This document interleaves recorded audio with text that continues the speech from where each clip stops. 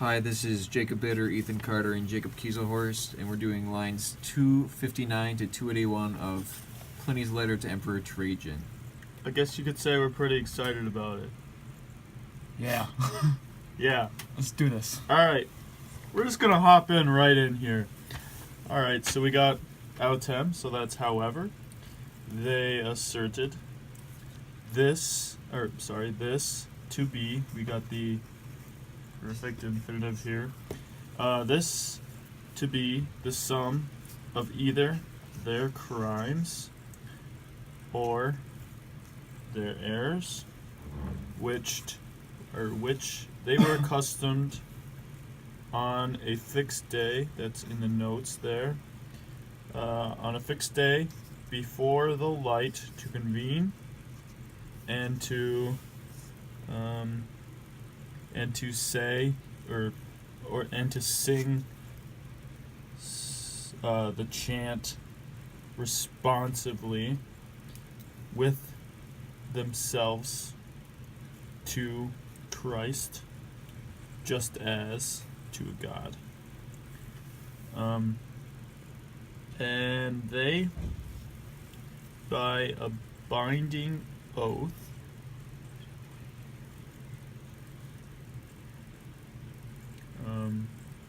not directed towards some crime,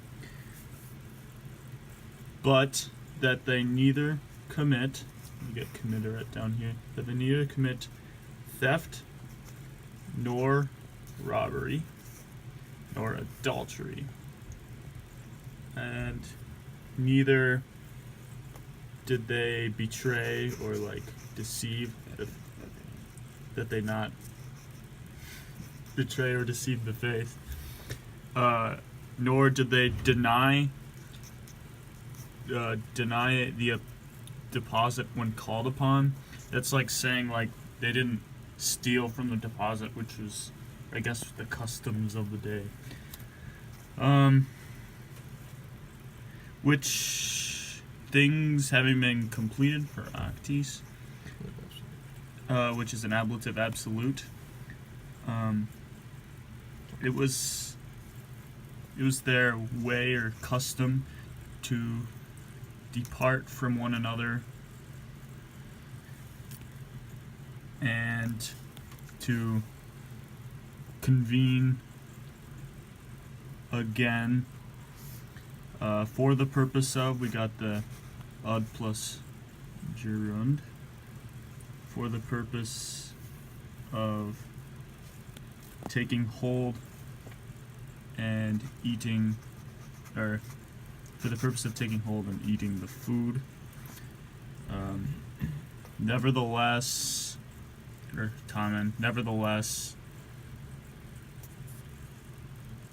ordinary and harmless. So, and this itself, the Christian rituals that Pliny was just talking about, they made or decided to desist from after Pliny's edict.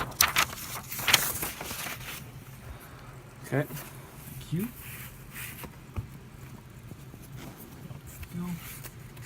All right, thanks.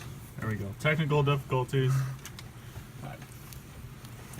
Which, according to your mandates, or your commands, I prohibited the secret societies.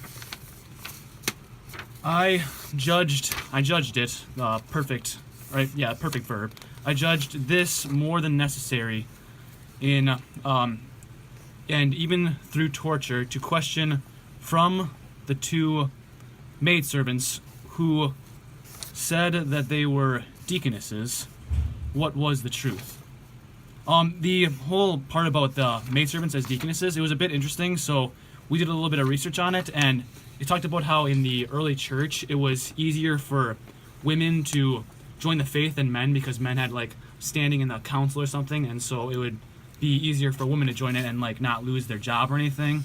And also another reason that there were more women in the church was because some of the practices at the time were to leave unfit children, like usually women, out to die, and so the church wouldn't allow that to happen. So they would pick up these young children and bring them into and raise them as in their church. So then there would be more women in the church, and that's probably why they took more positions, like higher positions, like a deaconess.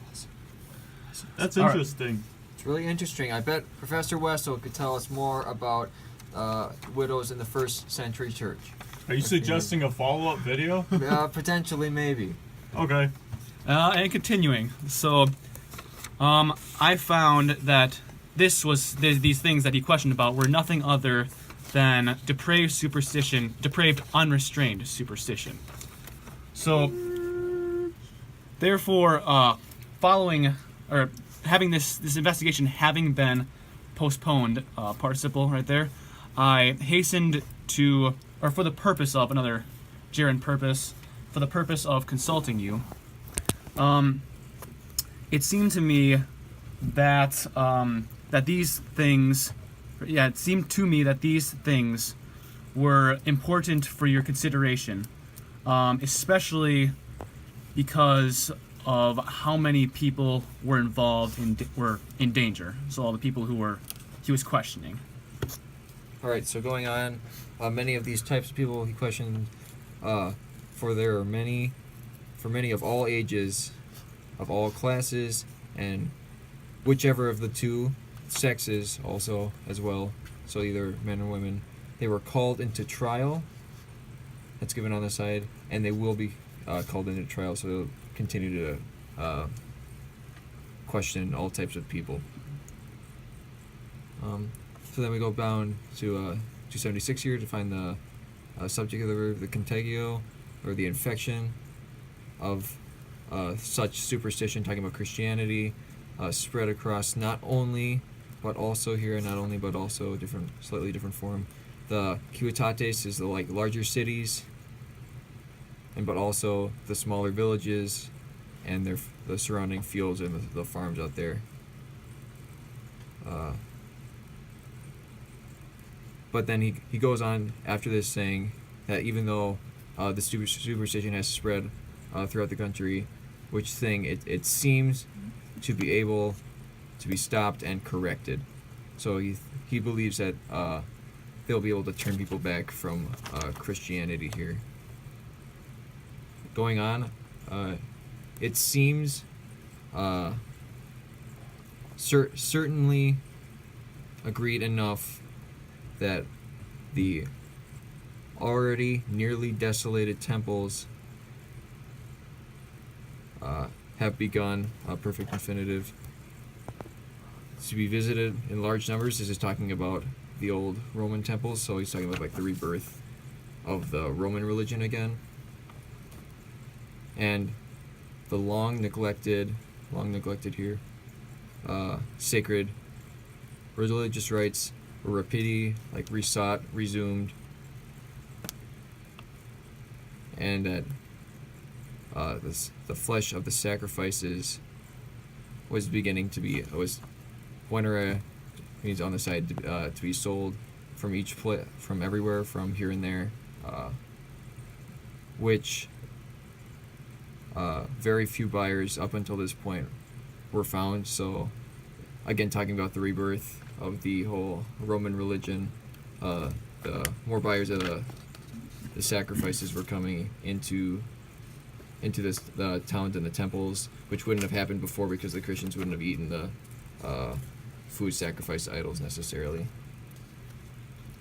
From which thing, sort of talking about all these the rebirthing factors, it is easily supposed what a crowd of people may be able subjunctive